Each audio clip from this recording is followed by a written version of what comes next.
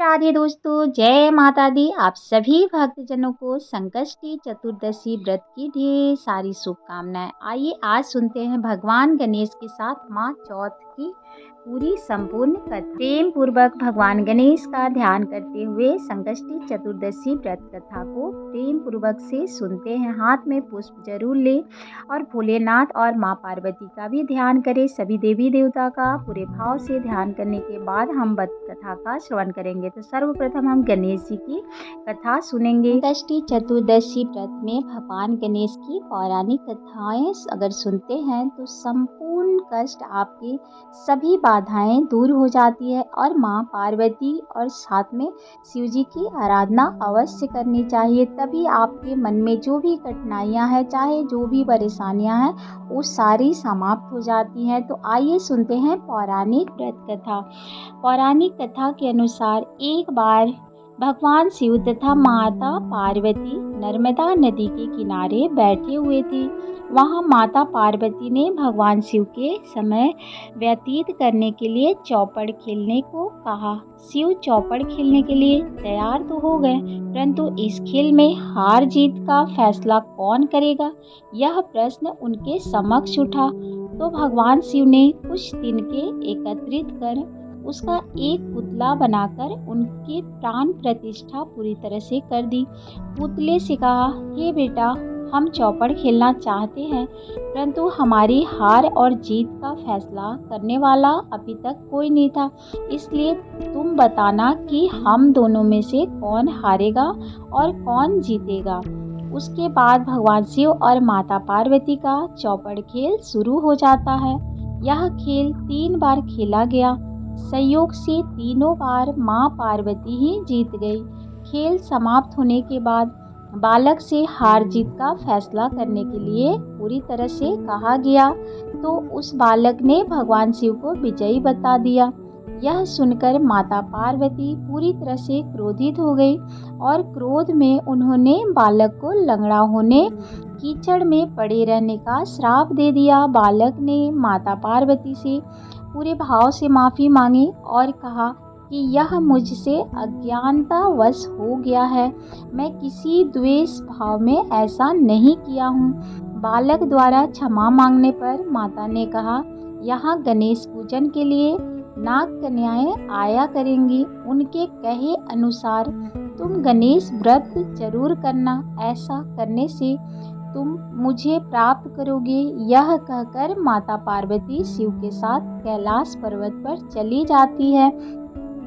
1 वर्ष के बाद उस स्थान पर नाग कन्याएं आई तथा नाग कन्याओं से श्री गणेश के व्रत की विधि मालूम करने पर उस बालक ने 21 दिन लगातार गणेश जी का व्रत किया। पूरे श्रद्धा और भाव से गणेश जी को प्रसन्न किया और गणेश भगवान प्रसन्न हुए। उन्होंने बालक को मनवांछित फल मांगने के लिए कहा, पर उस बालक ने कहा, हे विनायक, मुझ में इतनी शक्ति दीजिए कि मैं अपने पैरों से चलकर अपने माता पिता के साथ कैलाश पर्वत पर पहुंच सकूं और वे ये देखकर प्रसन्न हो। तब बालक को वरदान देकर श्री गणेश अंतर्ध्यान हो गए। इसके बाद वह बालक कैलाश पर्वत पर पहुंच जाता है। कैलाश पर्वत पर पहुंचने की उसकी अपनी कथा उसने भगवान शिव को सुनाई। चौपड़ वाले दिन से माता पार्वती शिव जी से विमुख हो गई थी, अतः देवी के रुष्ट होने पर भगवान शिव ने भी बालक के बताए अनुसार 21 दिन तक गणेश जी का व्रत किया। इस व्रत के प्रभाव से माता पार्वती के मन में भगवान शिव के लिए जो नाराजगी थी वो समाप्त हो गई। तब यह व्रत विधि विधान से भगवान शंकर ने माता पार्वती को बताई। यह सुनकर माता पार्वती के मन में भी अपने पुत्र कार्तिकेय से मिलने की इच्छा जागृत हुई थी। तब माता पार्वती ने भी 21 दिन तक श्री गणेश भगवान का व्रत किया।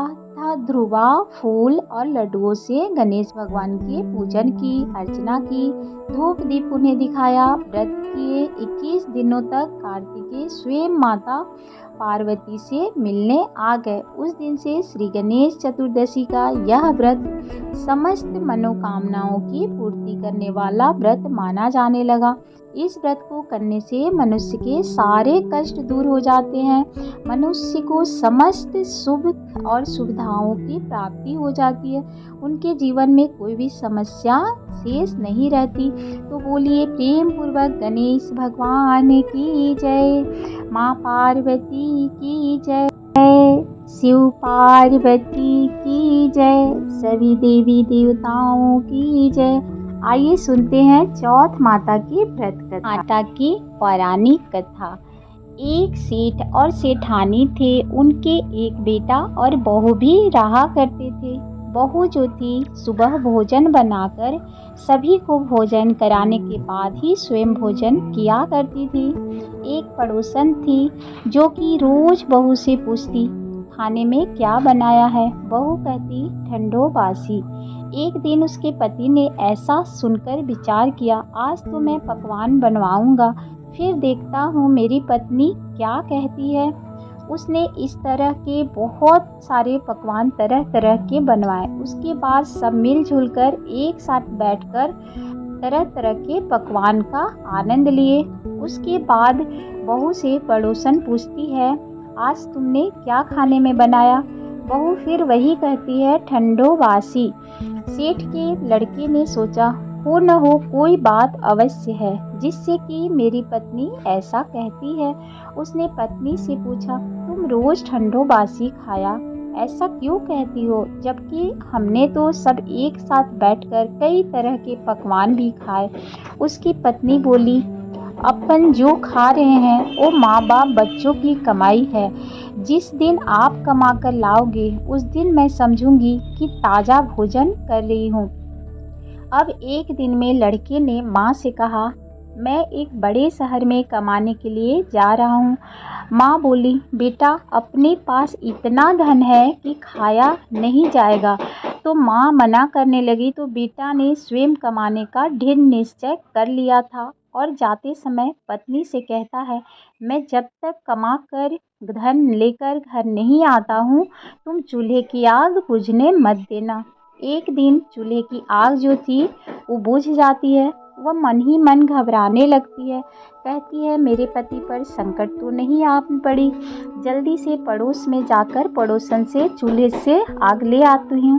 ऐसा विचार करके पड़ोसन के घर वो चली जाती है। वहाँ पड़ोसन चौथ माता का व्रत पूजन कर रही थी। पड़ोसन ने कहा, थोड़ी देर आकर ले जाना। बहू पड़ोसन से पूछती है, आप यह व्रत क्या कर रही हैं, इससे क्या मिलता है? पड़ोसन ने कहा, चौथ माता के इस व्रत को करने से अन्न लक्ष्मी की प्राप्ति होती है और मन की सभी मुरादें भी पूरी हो जाती है। अब बहू भी चौथ माता का व्रत करने लगती है। दीवार पर चौथ माता बनाई।